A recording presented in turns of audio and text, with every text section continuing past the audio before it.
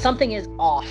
You can definitely tell that there is something going on. There were people running around shouting in general chat to run away and don't come near. When that plague hit, people started staying out of the cities. They started grouping up in smaller groups. It was really creepy and really surreal. September 13th, 2005. World of Warcraft faced a pandemic. I saw it when it happened to me, well outside the zone. Don't come near a bank, or don't come near Ironforge, or don't come near the auction house. There was this whole paranoia around, well, if you go to zul'gurub, you're gonna get it. Your character's gonna die. The pandemic was so widespread that real-life scientists took note, and one is using what she's learned from it to combat novel coronavirus. World of Warcraft is a game players can get lost in for days, months, even years. My character was Kayleen Firebringer. I've used that name kind of as an online persona now for, she's like going on 30 years at this point. At some point, when you're on a server long enough, everybody starts knowing you whenever you drop your main character's name. They're like, oh, you're that. Some players would have their bonds to their characters tested with Blizzard's first 20-player raid, zul'gurub. It's the wrath of the Soul Flayer. The boss fight for this raid was Hakar the Soul Flayer. Hakar would sap health from players to heal himself, causing damage to the players over time. The effect was called corrupted blood, and it could spread from one player to another if they stood close enough, just like a real virus. The effect only lasts around 10 seconds. Blizzard intended corrupted blood to stay in zul'gurub. Instead, it infected the world. But how did it get out of zul'gurub? Players choose different classes for their characters, which grant them different abilities from other classes. Hunters, which could summon pets, can make them appear at will. But when a pet is dismissed, all the effects inflicted on it are paused, until it's called back again. Pets would inadvertently spread corrupted blood, along with its damaging effects, to any player around it. Within hours, thousands of players were infected.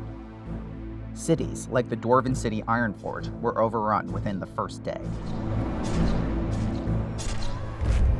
It made like a very distinctive sound when it was like inflicting damage on characters. It was just like a splat, splat, splat. You would just go into a group of people and you would just see everybody just splat, splat, splat, splat, splat, splat, splat all over the place.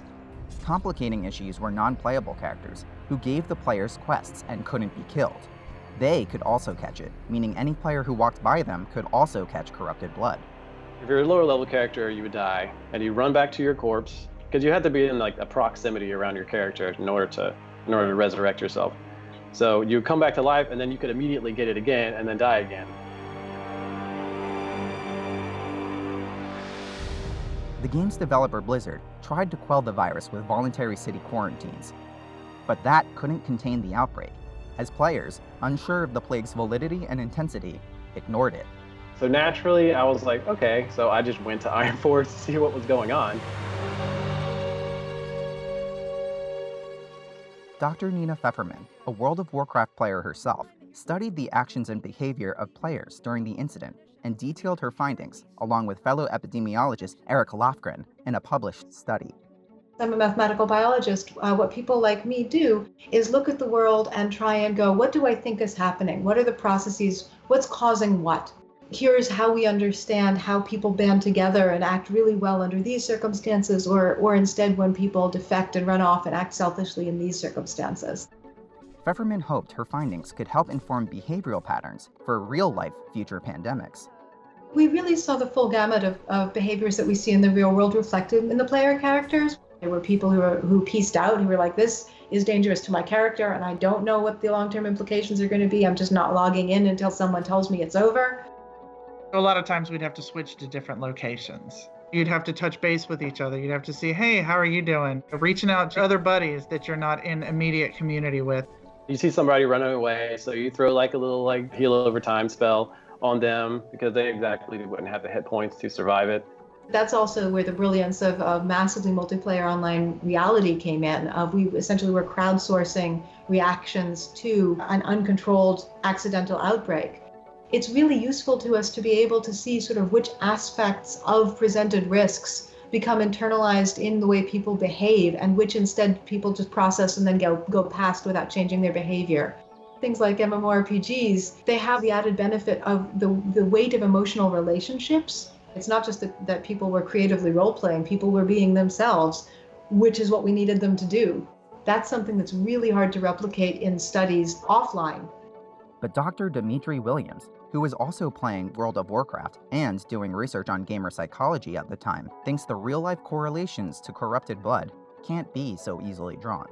Is this a good space as like a petri dish for social behavior offline? How much of our online behaviors are good mirrors of our offline behaviors?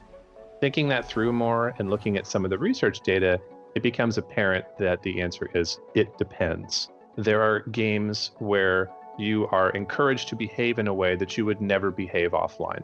If you are in Call of Duty shooting people, this does not mean that you want to shoot people in real life.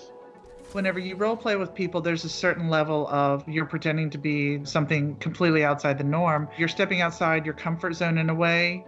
You don't mind hurting people in a video game because you know that you're causing them an inconvenience.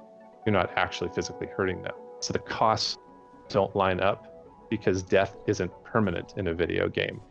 Anytime that someone can inflict mass anonymous damage, they will exploit it, and they will do it on purpose. You can't just go into some random game and say, oh yeah, that works. You really have to know it, play it, understand the culture, so that you can make these kind of determinations that, yeah, it's a pretty good proxy. The corrupted blood plague isn't the perfect parallel to what we're seeing in the novel coronavirus pandemic, but some things are eerily similar. Dr. Pfefferman is working to create predictive behavioral models to inform lawmakers and doctors on how to best combat the virus. For coronavirus, what I'm working on is trying to refine how we get from the observational data about how people have had access to tests and how perceived risk causes people to change their demand for tests. My personal expertise in this idea of constructed and perceived risk and that translating into behavior, that's going to turn out to be really important in a way that maybe nobody else can grapple with as explicitly.